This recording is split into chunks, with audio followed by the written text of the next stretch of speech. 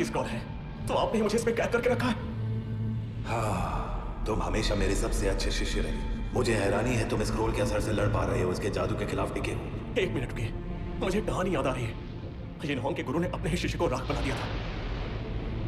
गुरुजी, मैंने ऐसा कौन सा गुनाह किया है? यान जियान, मैं चेन शियांग को माउंट हुआ तोड़ने नहीं दे सकता। ये सब कुछ जिनशिया केव को बचाने के लिए?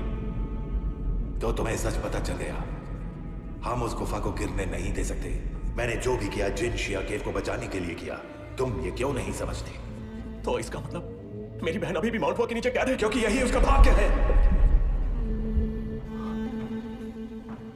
यान जियान, तुम यांग के परिवार के श्राप को नहीं जानते। वो माँ और बेटे के बीच चलता है। तुम भाग्य से इस तबाही के चक्र से जुड़े हुए हो। माएं पहाड़ों को थामे रखती हैं ताकि शांति हमेशा बनी रहे, और बेटे हमेशा अपनी माँ को बचाने की कोशिश करते हैं पहाड़ को तोड़कर। लेकिन तुम ये नहीं जानते, अगर पहाड़ टूट गया और फीनिक्स आजाद हो गए तो गुफा गिर जाएगी और वही तबाही फिर लौटेगी, बिल्कुल जैसे पहले आई थी। और जब सब शांत होगा तभी स्वर्ग में फिर से शांति आएगी।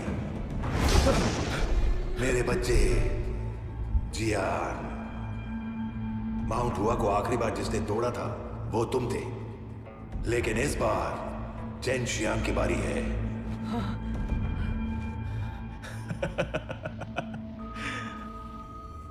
गुरुजी, आपने मुझे अनाथालय से उठाया, मुझे अपना सबसे काबिल शिष्य बना के बड़ा किया, मुझे हर तरह की शक्तियों के बारे में ज्ञान दी, मेरा इस्तेमाल करने के लिए, ताकि मैं एक दिन माउंट पाओ को तोड़ सकूं। लेकिन इस बार आपने चेन शियांग का इस्तेमाल किया, उसकी ताकत, उसका असली सच, सब कुछ उससे छुपा दिया गया। लेकिन इस बार उसे पहाड़ तोड़ने से रोकने के लिए।